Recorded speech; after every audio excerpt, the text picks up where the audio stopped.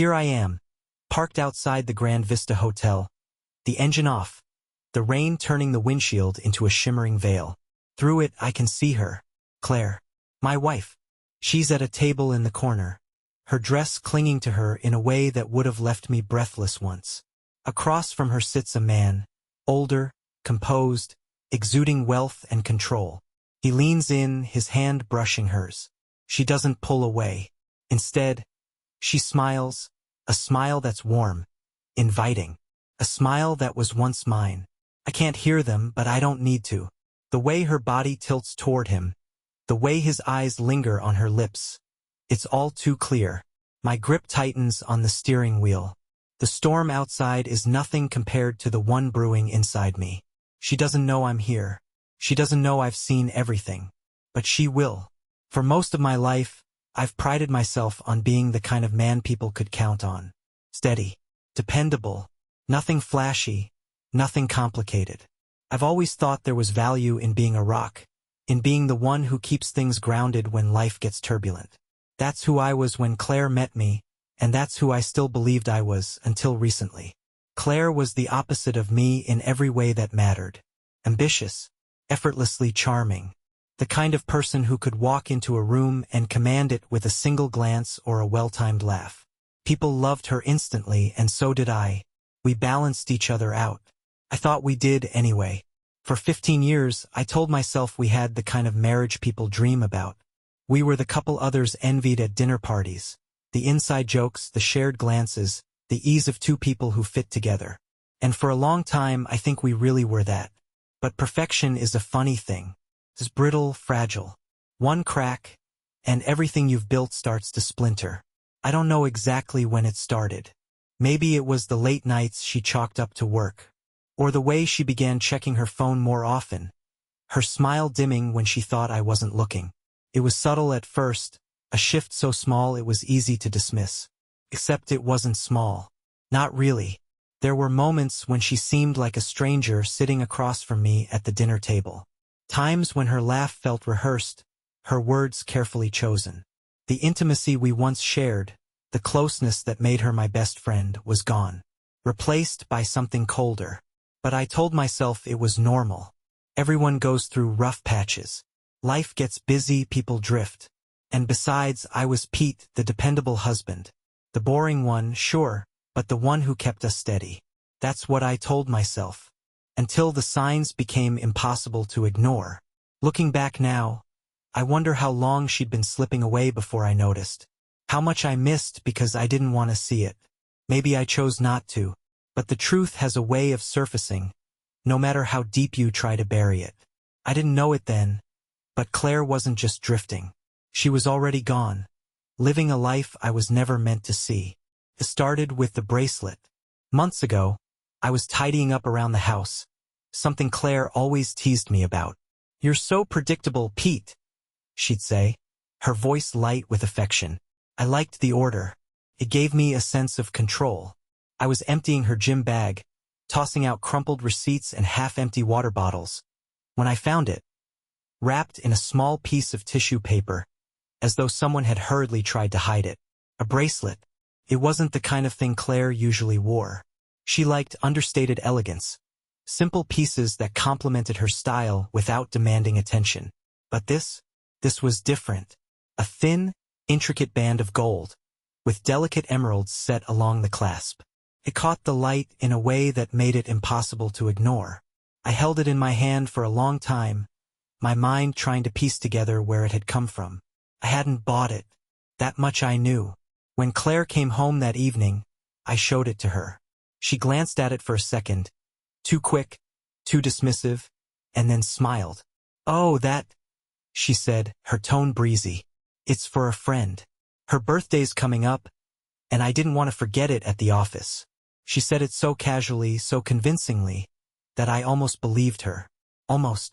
Still, something about the way she avoided meeting my eyes, the way her hand moved to tuck her hair behind her ear, a tell she didn't even realize she had, made me pause. For the first time in 15 years, I felt the smallest seed of doubt take root. I didn't press her. I told myself it wasn't worth the argument, that maybe I really was being paranoid. Claire was a lot of things, but she wasn't careless. And yet, as she walked away, I couldn't shake the feeling that something was wrong. That night, as I lay awake beside her, listening to her even breathing, the bracelet sat in the back of my mind, demanding answers I didn't have. A week later, I hired a private investigator. It didn't take long for the private investigator to deliver results. Too quick, really. Almost like peeling back the wallpaper and finding rot beneath. Claire's world unraveled in a series of manila envelopes, dropped off discreetly at my office. The first one sat unopened on my desk for an hour, my hand hovering over it before finally tearing it open. Inside were photos. Claire, my wife, stepping out of a sleek black car, her hand resting on the arm of a man I recognized immediately. Richard Sterling. Her boss. A name I'd heard 1,000 times, but only in passing. Richard thinks I'd be perfect for this project. Or, Richard wants the team to stay late tonight. A man I'd dismissed as nothing more than a fixture in her professional world. But the pictures told a different story.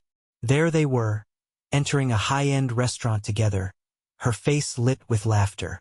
Leaving a boutique hotel hours later, his hand on the small of her back. And then, the receipts. Meals costing more than my mortgage payment.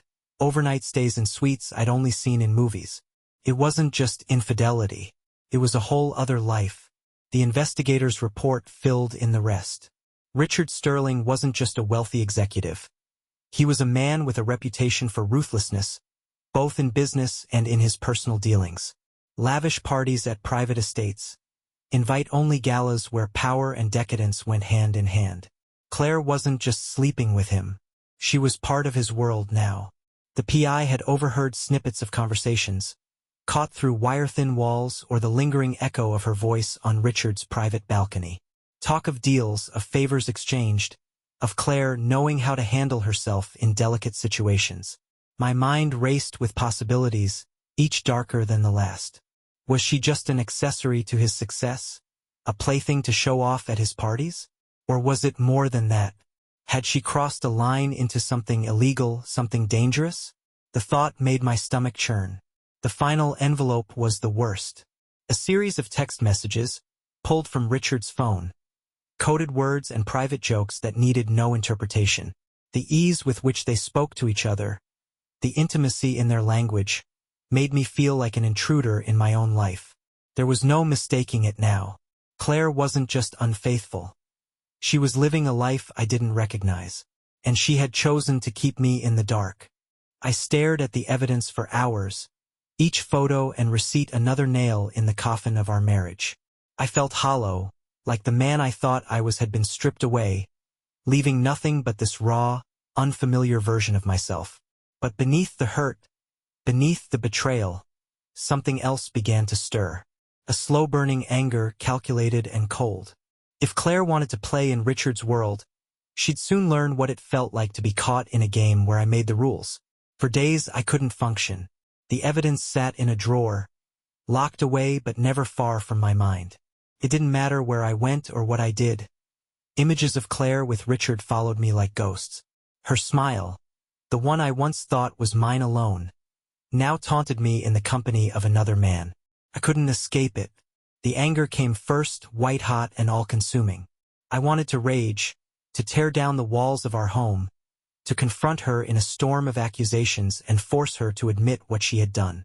I wanted her to feel the raw betrayal she had inflicted on me. But even as I imagined the confrontation, I knew it would do nothing but give her power. So, the anger turned inward. Was it me? Was I not enough for her? I replayed every moment of our marriage, looking for the signs I'd missed, the times she'd pulled away from me, the excuses I'd brushed off. Had I been blind, or just too willing to believe in the illusion of what we had? The humiliation hit next, a slow, steady burn that hollowed me out from the inside. I thought about the dinner parties, the shared vacations, the moments when I'd looked at her with pride, thinking she was my partner in every sense of the word. How many of those moments had been lies? How long had I been a fool, walking around with a target on my back while she carried on with Richard? Nights were the worst. I'd lie in bed staring at the ceiling, the darkness closing in around me. Her side of the bed empty and colder than it had ever felt. I could almost hear her laughter from the photos, see the way she leaned into him, touched his hand. But then, amid the spiral, came the memories. The early days when it was just us against the world. I remembered the first time she introduced me to her family. The nervous energy in her voice as she told me how much they'd love me. I remembered our late-night drives, her hand resting on mine, both of us talking about the future like we'd already won it. That Claire, my Claire, had been real, hadn't she? The doubt clawed at me, and the despair nearly broke me. I didn't recognize my life anymore. I didn't recognize the man I had become. A man who couldn't eat, couldn't sleep, who felt like a ghost of himself. But there was one thought that kept me tethered, one ember in the ashes of my wrecked life. This wasn't over. Not yet. If Claire thought she could rewrite our story, if she thought she could betray me and walk away unscathed, she was wrong. She had chosen to destroy me. Now it was my turn. It began with a file buried deep within the investigator's latest batch of findings. A folder marked with the name of Richard's holding company, Sterling Horizons, innocuous enough to anyone who wasn't looking for cracks. But I was looking. After everything I discovered about Claire and Richard, I couldn't stop myself from digging. I pored over the documents late at night, the faint glow of my laptop the only light in the room. Bank statements, shell companies, foreign accounts, it was a labyrinth of numbers and transactions, all designed to confuse. But there was something off, something that didn't sit right. Payments made to accounts with vague, coded labels. A consulting fee to a non-existent address in Dubai. Transfers routed through countries with reputations for laundering dirty money. At first, I thought it was just Richard's operation. Another ruthless businessman cutting corners to fatten his pockets. But then I spotted Claire's name. It was on a series of email threads, flagged by the investigator as low priority. Richard forwarding her details about meetings, suggesting she smooth things over with certain clients or arrange introductions to mutual interests. At first glance, it seemed harmless corporate jargon. But the context didn't fit. Claire wasn't just playing the role of mistress.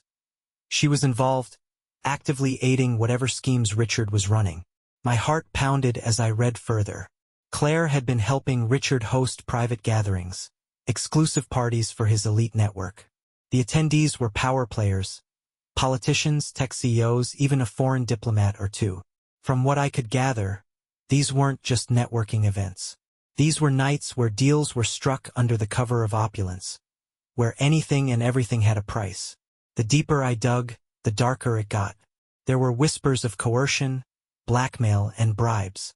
A cryptic email exchange between Claire and a man whose name I didn't recognize mentioned ensuring compliance and delivering the package. Another thread referenced an offshore account Claire had opened under an alias. Money funneled there for reasons I couldn't yet piece together. And then there were the photographs. Not the ones of Claire and Richard together, but of those parties. Guests dressed in couture, champagne flutes raised in manicured hands, and Claire at the center of it all, smiling, laughing, dazzling. But there was something in her eyes, something I'd missed before. A guardedness. A distance that didn't match the carefree persona she projected. I realized she wasn't just betraying me as a wife. She was betraying the life we'd built, the person I thought she was. The discovery felt like a second wave of betrayal, but this time, it carried more than just personal pain. If I walked away now, I wasn't just letting her destroy me. I was leaving her to sink deeper into a world that would consume her. This wasn't just about revenge anymore. It wasn't even about Claire. This was about exposing the truth. About dragging Richard and his empire into the light, no matter the cost. Because if I didn't, no one would. The morning after I uncovered the depths of Claire's betrayal, I woke up with a clarity I hadn't felt in weeks. The despair was still there, simmering beneath the surface, but it had a purpose now. I wasn't going to let her or Richard get away with this. The first step was simple: act normal. When Claire came home that evening, she greeted me with a distracted smile, her perfume lingering in the air as she walked past. I didn't flinch. I didn't question where she'd been or who she'd been with. Instead, I offered her a glass of wine, asked about her day, and listened as she gave me the usual rehearsed answers. She didn't notice the subtle changes, the way I tilted my phone just so, recording every word, or how I steered the conversation toward Richard's latest big projects. The key was patience, letting her feel comfortable, letting her think I was still the predictable, unassuming husband she had taken for granted. When she went to bed, I stayed up late, poring over the tools I'd need for what came next. My background in IT had always been a hobby more than a profession, but now it became a weapon. Hacking into her email account was easier than I expected.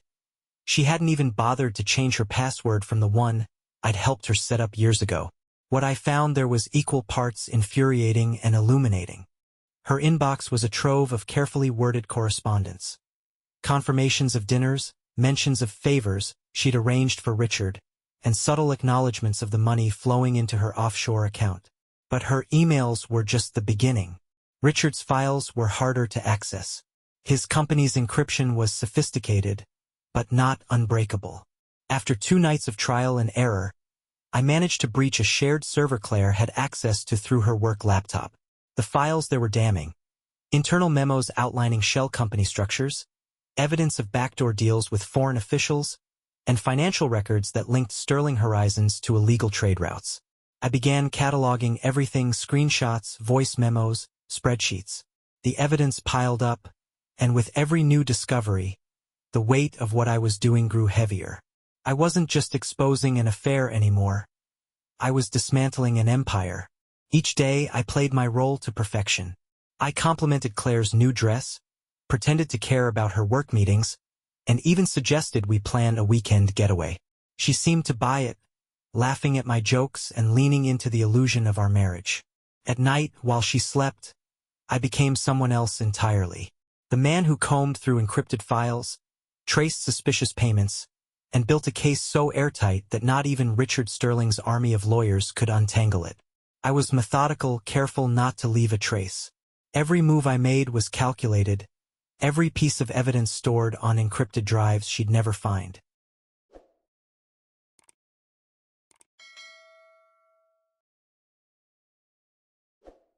This wasn't about waiting for her to confess or begging for explanations. This was about control.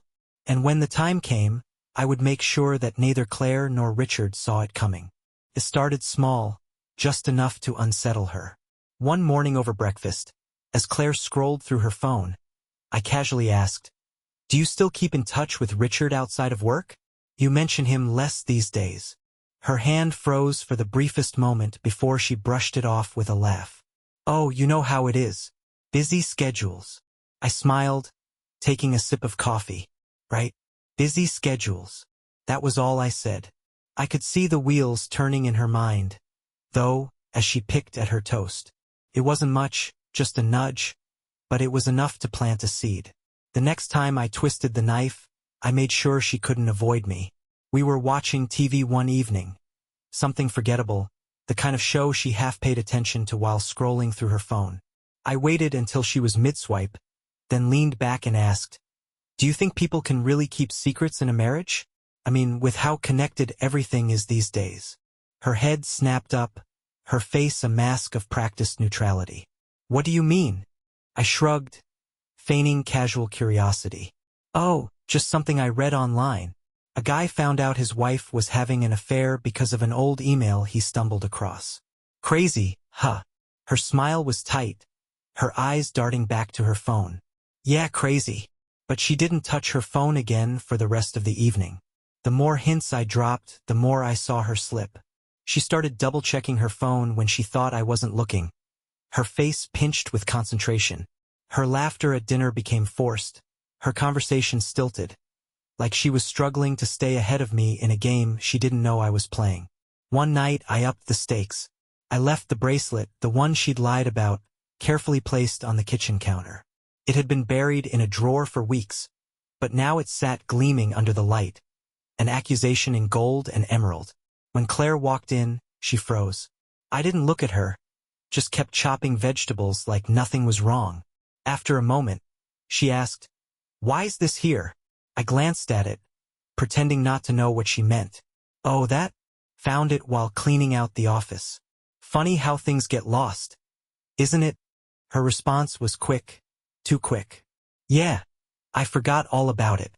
She slid the bracelet into her purse and changed the subject so fast it was almost comical. But her hands shook as she poured herself a glass of wine. It was a dance, really. I pushed. She pulled. I could see her trying to keep her mask in place, but the cracks were showing. She'd glance at me longer than usual, her brows furrowed as if she was trying to read my thoughts. I didn't give her the satisfaction. My poker face was impenetrable. I was still the devoted husband, the steady Pete she believed she could manipulate. But inside I was seething. The beauty of it was, she had no idea how much I already knew. To her, I was just the clueless husband asking awkward questions. And for now, that was exactly where I wanted her. Off balance, paranoid, waiting for the other shoe to drop. It wouldn't be long before I let it. I met Margot Sterling by accident. Or at least that's how it felt. She was sitting alone at a corner table in a quiet cafe, sunglasses perched on her head, the picture of effortless elegance. I recognized her immediately, Richard's ex-wife. The woman he'd discarded years ago when her usefulness ran out. I approached cautiously, introducing myself as Claire's husband and asking if we could talk. Her eyes narrowed, sizing me up. Claire's husband, she said, her voice sharp. Why are you looking for me? I slid a folder across the table, filled with photos and documents. Because I think you and I want the same thing. She opened the folder, flipping through its contents. Her expression didn't change, but I saw the slightest twitch at the corner of her mouth. You want to destroy him? I do, I said simply. Margot leaned back, studying me like I was a puzzle she was trying to solve. All right, she said at last. I'll help you, but you need to know what you're up against. Richard isn't just a corrupt businessman. He's running trafficking networks, people, not just products. And if Claire's in his world, she knows more than you think. Her words knocked the breath out of me. Trafficking? Claire? Margot didn't soften the blow. This won't be easy. But if you're serious, I'll give you everything I've got. From that moment, we were allies. An unlikely pair united by a common enemy. With her insider knowledge, I uncovered more than I'd imagined. Offshore accounts, encrypted communications, and Richard's connections to unspeakable crimes. This wasn't just about Claire anymore. It was bigger, darker, and far more dangerous than I had realized. And I wasn't backing down. One evening, after weeks of playing the role of oblivious husband, I suggested counseling. I kept my tone soft, my expression sincere, as if I truly believed we could fix what was broken. She paused, her wineglass halfway to her lips, and looked at me like I just suggested we move to the moon. Counseling? She said, her voice laced with disbelief. Yes, I replied evenly. We've been distant, Claire. I think it might help us reconnect. She laughed, but it wasn't the warm laugh I remembered from the early days of our marriage. It was sharp, biting. Reconnect? Pete, we were never connected the way you think we were. Her words hit like a slap, but she wasn't done. You've always been safe, dependable. But do you know what that really means? She leaned forward, her eyes cold. It means boring, stagnant. I've spent years trying to keep this marriage afloat, and I'm tired of it. You've held me back, Pete. Do you even know how suffocating it is to be tied to someone who's content to just exist? I stared at her, the image of Claire I had clung to for so long shattering in an instant. This wasn't the woman I thought I'd married. This wasn't someone who had been manipulated or coerced. This was someone who had willingly stepped away, who had justified every betrayal because she believed I wasn't enough. For the first time, I didn't see Claire as a victim. I saw her as an accomplice. With that clarity, I put the final pieces of my plan into place. The evidence I'd collected was damning: emails, financial records, photos, and Margot's corroboration. But I knew taking down Richard required more than just law enforcement. Men like him didn't just fall. They were torn apart by the predators they once ruled over. I leaked key pieces of information to Richard's rivals in the criminal underworld, carefully chosen rumors about missing money, betrayal within his circle, and disloyalty from his inner ranks. It wasn't hard to steer suspicion toward Claire. Her connection to me, her recent erratic behavior, they were the perfect ingredients for doubt. At the same time, I reached out to a federal agent Margot trusted. We arranged a meeting in secret where I handed over everything: the trafficking operations, the laundering schemes, the offshore accounts. It was enough to trigger investigations across multiple agencies, but I knew they wouldn't move fast enough to protect Claire from what was coming. That was part of the plan. The rumors spread like wildfire, and Richard's paranoia grew. Claire, oblivious to the storm brewing around her, continued her charade at home. But I could see the cracks forming. She was distracted, tense, checking her phone constantly. Then, one evening, she left the house in a hurry, muttering something about a work emergency. I knew better. I followed her to a secluded property on the edge of town, one of Richard's private estates. From my vantage point, I saw her arguing with him, her hands gesturing wildly. Richard, normally composed, looked furious. His voice carried faintly through the night, sharp and accusatory. She was in over her head, and she didn't even know it yet. As I watched, the weight of what I was doing settled over me. This wasn't just revenge, it was justice. Justice for the lives Richard had ruined. Justice for the betrayal Claire had never owned. When I walked away from the estate that night, I knew there was no turning back. By morning, the first domino would fall. The night it all came crashing down, Claire was exactly where I knew she'd be, by Richard's side. I watched from a distance as the convoy of unmarked cars pulled up to the gates of his sprawling estate. Federal agents moved with precision, their shouts cutting through the night air as they swarmed the property. The sound of helicopters overhead was nearly drowned out by the cacophony of chaos, a symphony I had orchestrated. Inside, Richard's world was unraveling. Simultaneously, his rivals had launched their own assault, targeting his operations in the city. Warehouses were torched, shipments intercepted, and his carefully curated empire ripped apart from both sides. The man who had always been a step ahead was suddenly cornered, his options dwindling by the second. Claire had no idea. She thought she was untouchable, insulated by her connection to Richard. But I had ensured there was nowhere for her to hide. I imagined the moment she realized the extent of the betrayal. Maybe it was when Richard, in a fit of desperation, turned on her, accusing her of being the leak. Maybe it was when the agents dragged her out of the mansion alongside him, their handcuffs snapping into place. Or maybe it was when she looked around and realized Richard had left her to take the fall. Whatever the moment, I wasn't there to see it up close. That wasn't my role anymore. I stayed back, watching from the safety of the shadows as everything she'd built with him crumbled to dust. The crowd outside the estate was buzzing. Agents, media, onlookers. The scene was a circus, and in the middle of it all was Claire. She stumbled as two agents led her down the front steps, her hair disheveled, her dress wrinkled and stained. Gone was the polished woman who once lit up rooms. In her place was someone I barely recognized.